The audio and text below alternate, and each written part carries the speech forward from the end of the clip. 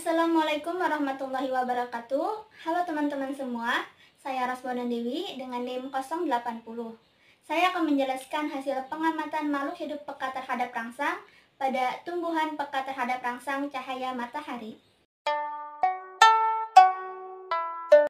Alat yang kita gunakan itu 2 buah gelas plastik, kapas 2-3 cm.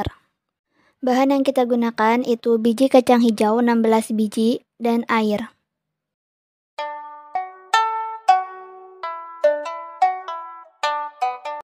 Cara kerja yang pertama, 2 buah gelas plastik dan kapas 2-3 cm disiapkan. Yang kedua, gelas dialasi kapas 2-3 cm. Yang ketiga, kapas dibasahi air. Yang keempat, benih kacang hijau disimpan di atas kapas. Masing-masing gelas diisi 8 butir kacang hijau. Yang kelima, 2 wadah disimpan di tempat yang berbeda. Yang keenam, perubahan tinggi dan kondisi yang terjadi selama 7 hari ke depan diamati dan dicatat.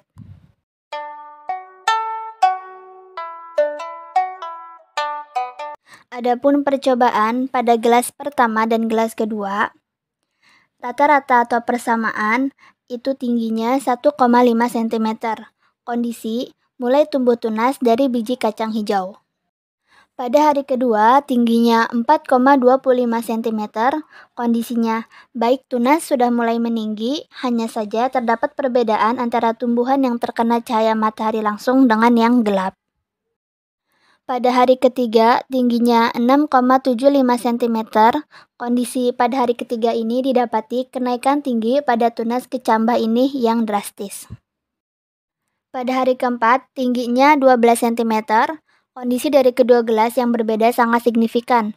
Tumbuhan yang terkena cahaya sinar matahari pada hari keempat hanya setinggi 6 cm, sedangkan tumbuhan yang tidak terkena cahaya matahari sudah 18 cm. Terdapat perbedaan juga bahwa tumbuhan 2 meskipun batangnya cukup tinggi, namun badan batangnya tidak kokoh. Kalau tumbuhan 1 meskipun badan batangnya rendah, badannya kokoh. Pada hari kelima, rata-rata tingginya itu 14 cm. Kondisinya nampak perbedaan yang signifikan antara tumbuhan pertama dengan tumbuhan kedua. Pada hari ke-6, tinggi rata-ratanya itu 15 cm. Kondisi pada hari ke-6 ini untuk tumbuhan kedua pada tingginya tidak ada perubahan, tetap di 20 cm.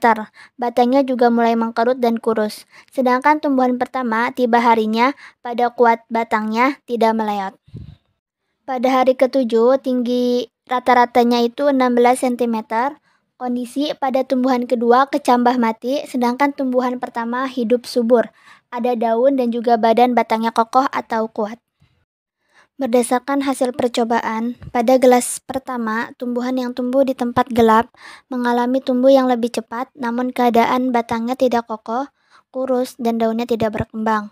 Sedangkan pada gelas kedua, tumbuhan yang tumbuh di tempat terang mengalami pertumbuhan yang lambat, akan tetapi batangnya kokoh, memiliki daun yang berkembang dan berwarna hijau. Maka dapat diketahui bahwa biji kacang hijau tumbuh lebih baik di tempat yang terang daripada tempat yang gelap. Hal ini menunjukkan bahwa cahaya matahari memegang peranan penting, terutama dalam proses fotosintesis. Pertumbuhan kecambah kacang hijau dipengaruhi oleh unsur-unsur lingkungan seperti sinar matahari. Daun tanaman yang cukup cahaya berwarna hijau yang menandakan bahwa itu mengandung lebih banyak klorofil. Sedangkan daun tanaman pada daerah minim sinar matahari berwarna kuning atau pucat karena kekurangan klorofil. Pertumbuhan kecambah di tempat gelap lebih cepat pertumbuhannya daripada di tempat terang. Hal ini disebabkan karena adanya hormon auksin yang terdapat dalam batang kecambah, yang dimana pada tempat gelap konsentrasi auksin lebih tinggi sehingga sel akan memanjang lebih cepat dibandingkan kecepatan pemanjangan sel di daerah lebih terang. Karena cahaya dapat menguraikan auksin sehingga cahaya dapat menghambat pertumbuhan kecambah.